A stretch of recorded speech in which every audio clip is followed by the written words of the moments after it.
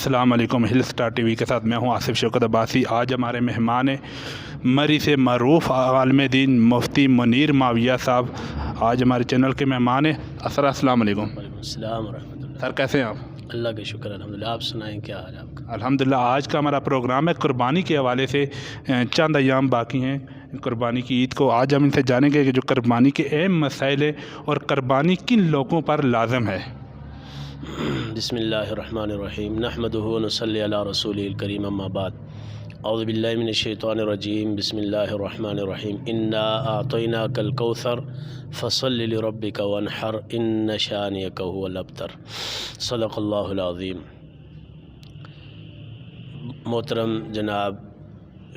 آصف شوکت صاحب، آپ کا شکریہ، اللہ پاک آپ کو جزائے خیر عطا فرمائے کہ ہر موقع پر جو امت کے لیے اور جس میں اسلام میں ضروری مواقع ہوتے ہیں، اس کے لیے آپ امت کو ایک پیغام دیتے ہیں، ایک میسیج دیتے ہیں۔ اللہ تعالیٰ آپ کی اس کوشش کو، کاوش کو قبول فرمائے۔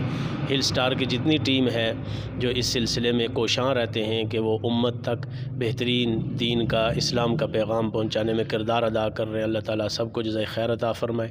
یقیناً دین اسلام کے بہت سارے اہم مواقع ہوتے ہیں جس کے اوپر امت کو رہنمائی کی ضرورت ہوتی ہے۔ ویسے تو دین اسلام محمد رسول اللہ صلی اللہ علیہ وسلم کو جو شریعت اللہ رب العزت نے عطا فرمائی ہے، وہ ساری ہدایت کے لیے ہے، رہنمائی کے لیے ہے، انسانیت کو جہالت سے نکال کر ہدایت کی طرف اور دنیا کی گمراہیوں سے نکال کر ایک رب کی طرف جوڑنے کے لیے اللہ تعالیٰ نے محمد رسول اللہ صلی اللہ علیہ وسلم کو بھیجا ہماری طرف، نبی اور پیغمبر اور رسول بنا کر۔ محمد رسول اللہ آخری نبی ہے، خاتم النبیین، آپ صلی اللہ علیہ وسلم کے بعد نہ کوئی نبی ہے، نہ دین اسلام ہے، نہ کوئی نیا دین ہے، نہ کوئی نئی شریعت ہے۔ اور محمد رسول اللہ صلی اللہ علیہ وسلم نے ہمارے لیے ہر موقع پر کامل طریقے اور کامل ہدایات ہمارے لیے جاری فرمائی ہیں، جس میں ہمیں کسی دنیا کے رہبر اور رہنما کی طرف دیکھنے کی ضرورت نہیں ہے، کسی دوسرے مذہب کی طرف دیکھنے کی ضرورت نہیں ہے۔ اللہ پاک نے ہر موقع پر محمد رسول اللہ صلی اللہ علیہ وسلم کے ذریعے سے ہمارے لیے کامل اور مکمل طور پر ہدایات جاری فرمائی ہیں۔ اور بالخصوص ابھی جو ایام چل رہے ہیں، ذی الحجہ کے ایام ہیں، یہ 3 مہینے ہیں اللہ رب العزت نے جن کو فرمایا ان عدت الشہور عند اللہ 12 شہرا فی کتاب اللہ یوم خلق السماوات والارض منها 4 حرم، کہ 12 مہینوں میں یہ 4 مہینے اللہ رب العزت نے فرمایا ان کو ہم نے فضیلت والا مہینہ عطا بنایا ہے۔ ان میں ذی الحجہ کا ذی القعدہ کا مہینہ ہے، ذی الحجہ کا مہینہ ہے، رجب اور محرم کا مہینہ، یہ 2 مہینے قابل احترام مہینے، ان کو حج کے مہینے کہا جاتا ہے، جہاں اللہ رب العزت کی طرف سے روزہ کی عظیم الشان عبادت رمضان میں کی جاتی ہے۔ پھر اس کے شکرانے کے طور پر رب تعالیٰ نے ہمیں 2 نفل عطا کیے عید الفطر کے موقع پر، اور وہ بڑی عبادت کے بعد اللہ رب العزت نے یہاں شکرانے کے لیے ہمیں عظیم الشان انعام کا دن عید الفطر عطا فرمایا، عید خوشی کے دن کو کہتے ہیں۔ اور پھر وہاں ایک بڑی عبادت کے بعد اتنی بڑی خوشی کا موقع ہمارے لیے اللہ رب العزت نے عطا فرمایا۔ اور دوسری طرف حج کا جو مہینہ ہے، حج کا مہینہ تو ویسے شوال کا مہینہ ختم ہوتے ہی حج کے مہینے شروع ہو جاتے ہیں، ذی القعدہ کا، ذی الحجہ کا مہینہ، لیکن اس میں خاص ایام جو ہوتے ہیں وہ ذی الحجہ کی 1 سے لے کر 10 ذی الحجہ تک حج کے مواقع ہوتے ہیں۔ اللہ رب العزت ہر مسلمان کو حج کی عظیم الشان عبادت سے سرفراز ہونے کی توفیق عطا فرمائے، یہ عبادت کرنے کی توفیق عطا فرمائے۔ تو یہ جو حج کی عبادت ہے یہ بڑی عظیم الشان اللہ کو محبوب عمل ہے کہ اللہ کے گھر میں براہ راست انسان جاتے ہیں، جمع ہوتے ہیں، دنیا کی ساری مصروفیات کو ترک کر کے اللہ کی مخصوص عبادت کی جاتی ہے، بیت اللہ کا طواف کیا جاتا ہے۔ اللہ تعالیٰ اپنے مقرب اور نیک بندوں کو یہ نعمت عطا فرماتے ہیں۔ اس نعمت کے اوپر یہ عبادت، اس بڑی عبادت کے بعد، وہاں رمضان کی بڑی عبادت کے بعد رمضان کے اخیر میں شوال کے شروع میں عید ہے، اس کو عید الفطر کہتے ہیں، اور یہاں حج جیسی عظیم الشان عبادت کرنے کے بعد اللہ رب العزت نے قربانی، اللہ کے راستے میں خوشی کا اظہار کرتے ہوئے جہاں ہم 2 رکعت نماز عید الاضحیٰ پڑھتے ہیں، خوشی کی موقع ہوتا ہے ساری امت کے لیے، وہاں پر قربانی پیش کی جاتی ہے۔ ہمارے ابا حضرت آدم علیہ السلام جو جد الانبیاء ہیں، نبیوں کے دادا ہیں، محمد رسول اللہ صلی اللہ علیہ وسلم سے حضرات صحابہ اکرام رضوان اللہ علیہ مجمعین نے پوچھا، یا رسول اللہ صلی اللہ علیہ وسلم ما ہی الاضاحی، قربانی کیا چیز ہے؟ محمد رسول اللہ صلی اللہ علیہ وسلم نے ارشاد فرمایا، سنت ابیکم ابراہیم علیہ السلام، کہ آپ کے باپ ابراہیم علیہ السلام کی یہ سنت ہے کہ اللہ رب العزت نے حضرت ابراہیم علیہ السلام کو اپنے برگزیدہ بندوں میں شمار فرمایا، اور ان کی بہت ساری خصلتیں ایسی ہیں جن خصلتوں کو محمد رسول اللہ کی شریعت شریعت میں اللہ نے جاری فرما دیا۔ اور رسول اللہ صلی اللہ علیہ وسلم نے فرمایا کہ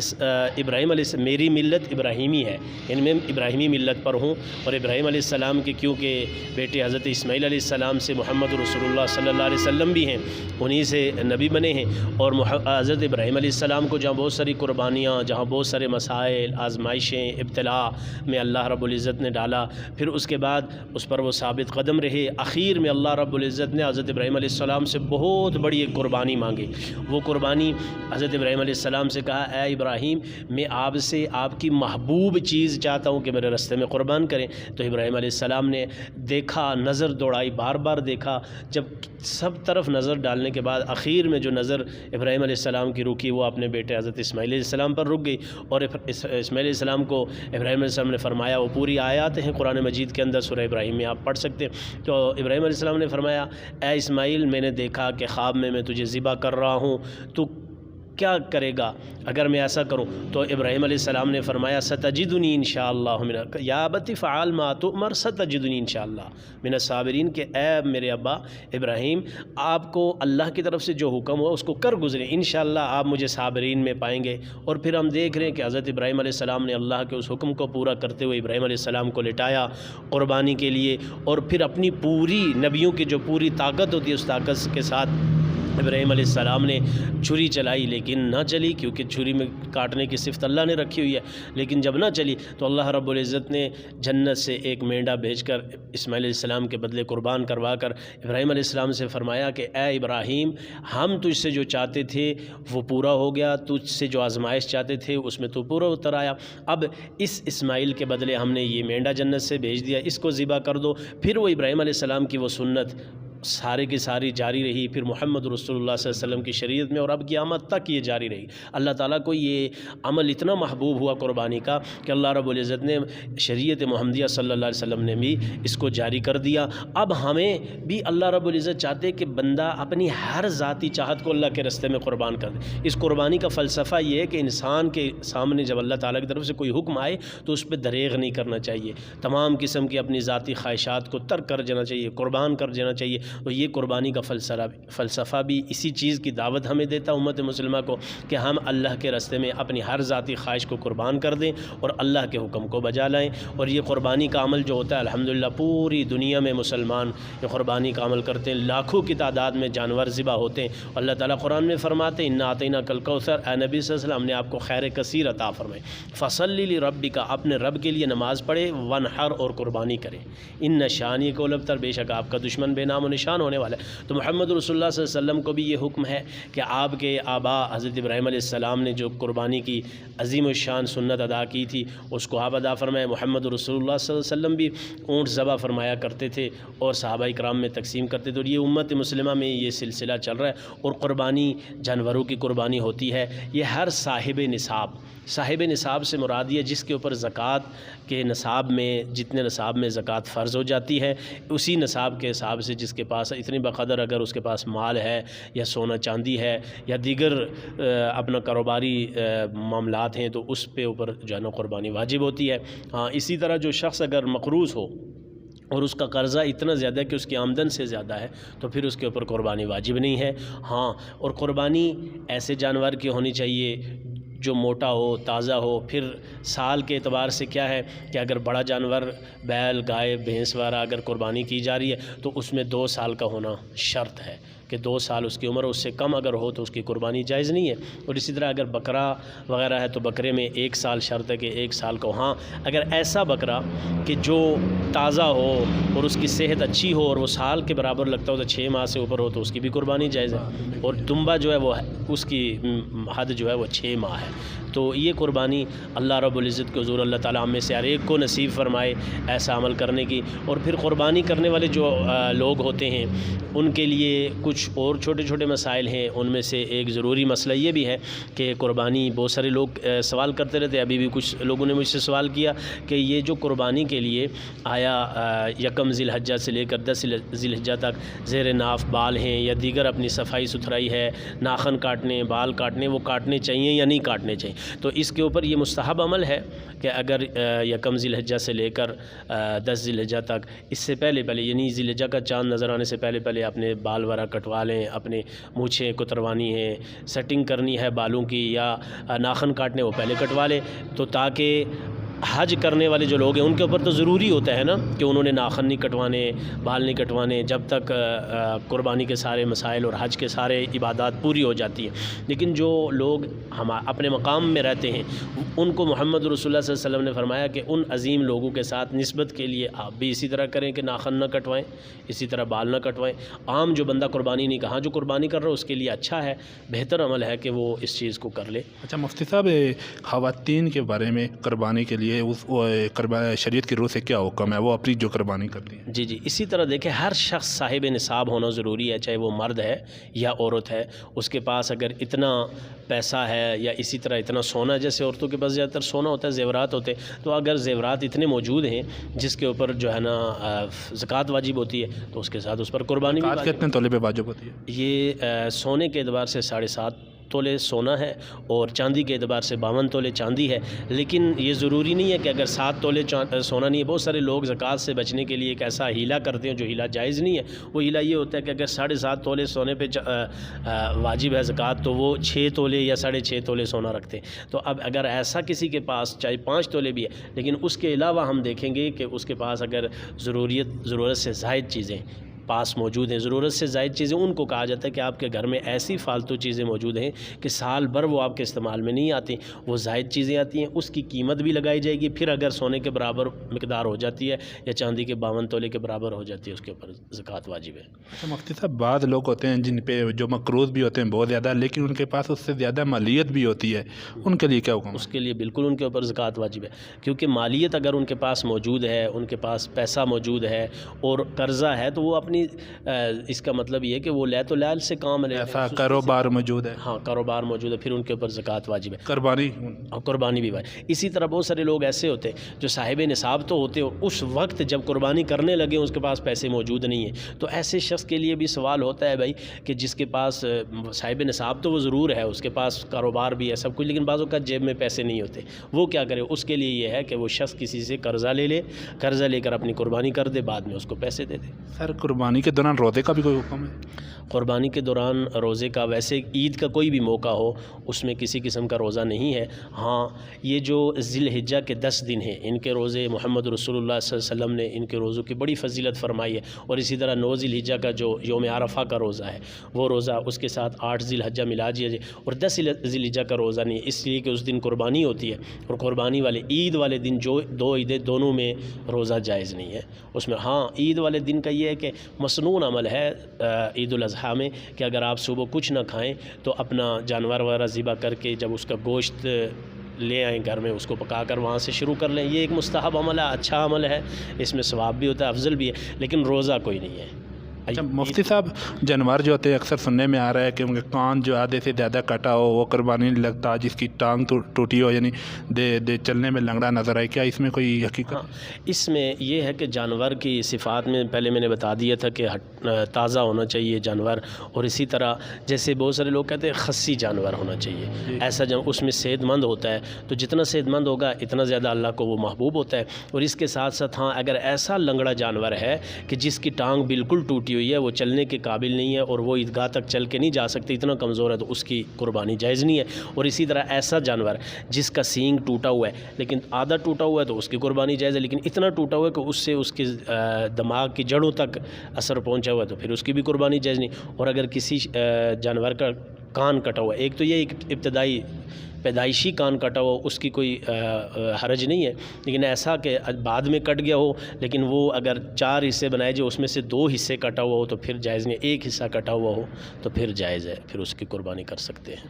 سر شریعت کے روح سے اور کوئی پیغام دینا چاہیے قربانی کے حوالے سے ہماری ناظرین کو؟ ہاں یہ دیکھیں جی، پیغام تو آپ کے سامنے یقیناً آ گیا۔ قربانی بڑا عظیم و شان عمل ہے، اور اس میں یہ ہے کہ ہم اللہ کی رضا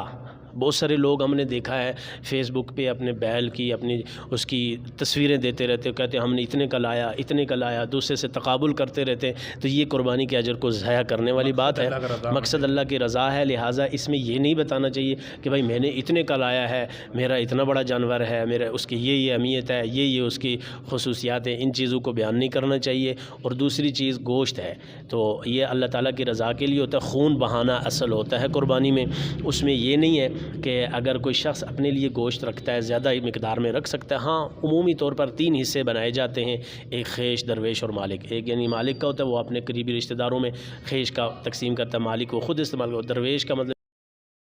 ویسے بھی آج کل یہ بڑا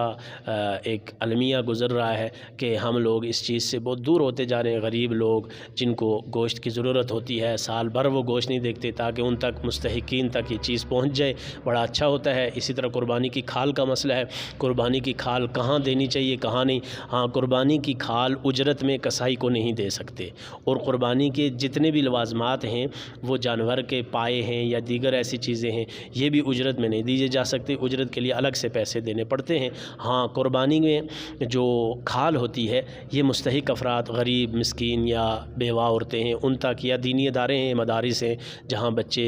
پڑھتے ہیں، رہائشی بچے، ایسے اداروں میں دے سکتے ہیں۔ اور اسی طرح قربانی کی کھال کا وہی مسئلہ جیسے زکوٰۃ کی طرح ہوتا ہے کہ اس کا جو ہے نا امام مسجد کی تنخواہ میں نہیں لگ سکتا، مسجد کی تعمیرات میں نہیں لگ سکتی قربانی کی کھالیں۔ ہاں مدرسے میں جہاں بچے رہائشی پڑھتے ہیں ان کے کھانے کی مد میں۔ اکثر لوگ مساجد میں بھی دے دیتے ہیں لیکن پتہ نہیں ہوتا ہے مسئلے کا۔ مساجد میں بالکل نہیں لگتی قربانی کی کھال۔ اور اسی طرح ہاں انسان ہے جیسے بکرا، دمبا وغیرہ، اب اس کی کھال اگر اپنی ذاتی استعمال میں مالک لانا چاہتا ہے تو وہ لا سکتا ہے، اس کو فروخت نہیں کر سکتے، اس کو بیچ نہیں سکتے۔ تو اگر کوئی رسی وغیرہ یا ایسی چیز ہے فروخت کی ہے تو اللہ کے راستے میں صدقہ کر دینی چاہیے، کیونکہ اس کو اپنے کسی کے ویسے فروخت کر کے اپنی ذاتی استعمال میں پیسے نہیں لانے چاہیے۔ اگر کھال بیچ بھی دیے تو اس کو بھی پھر ذاتی استعمال میں، کھال ذاتی استعمال میں رکھ سکتے ہیں لیکن کھال بیچ کر پیسے ذاتی استعمال میں نہیں رکھ سکتے، اس کو صدقہ کرنا ضروری ہے۔ یعنی بڑا جانور جو ہے، بڑے جانور کی جو عمر ہے تقریباً 2 سال، اور بکرے کی 1 سال، اور دمبے کی 6 ماہ۔ 6 ماہ۔ تو اسی طرح باقی جو چیزیں ہیں، مثلاً بڑے جانور میں 7 حصے ہوتے ہیں اور چھوٹا جانور اس میں 1 ہی حصہ ہوتا ہے، تو 7 حصے پھر حصے داروں میں بھی دیکھنا چاہیے۔ اگر کسی شخص کی حرام کی آمدن ہے، مثلاً کوئی بینک میں کام کر رہا اور براہ راست منیجر ہے یا ایسے عہدے پہ بیٹھا، اب وہ سود سے کام ہوتا ہے، تو لہٰذا ایسے لوگوں کی حصہ نہیں رکھنا چاہیے، یا ایسے جن کے عقائد خراب ہیں، دین اسلام میں عقائد ان کے ٹھیک نہیں ہیں، تو ایسے لوگوں کو بھی شامل، فاسد عقیدے والے لوگوں کو بھی اس میں شامل نہیں کرنا چاہیے، اس سے سارے لوگوں کی قربانی فاسد ہو جائے گی اس چیز کا۔ اور جس کی حرام کی آمدنی ہے، پتہ ہے، معلومات ہیں، کوئی شراب کا کاروبار کرتا ہے یا جوئے کا کاروبار کرتا ہے یا دیگر حرام کوئی بھی ذریعہ ہے جس ذریعے سے پیسے وہ کماتا ہے، تو ایسے شخص کو اگر ہم قربانی میں شامل کریں گے تو باقی حصے داروں کی قربانی بھی ضائع ہو جائے گی۔ ان چیزوں کا خیال رکھنا چاہیے۔ باقی اللہ تعالیٰ سے دعا ہے اللہ تعالیٰ ہمیں اس قربانی کے فلسفے کو سمجھنے کی توفیق عطا فرمائے، اپنی ذاتی خواہشات کو ترک کر کے اللہ کی رضا کی خاطر ہر عبادت کو کیونکہ کوئی بھی عبادت ہے اگر اس میں ریا آ جائے، دکھلاوا آ جائے تو وہ ضائع ہو جاتی ہے، تو ہر عبادت کو اللہ کی رضا کے لیے کرنا چاہیے۔ اللہ تعالیٰ سے دعا ہے اللہ تعالیٰ ہمیں اس قربانی کے فلسفے کو سمجھتے ہوئے، اور ایک اور مسئلہ رہ گیا ہے کہ یہ 9 ذی الحجہ کی فجر سے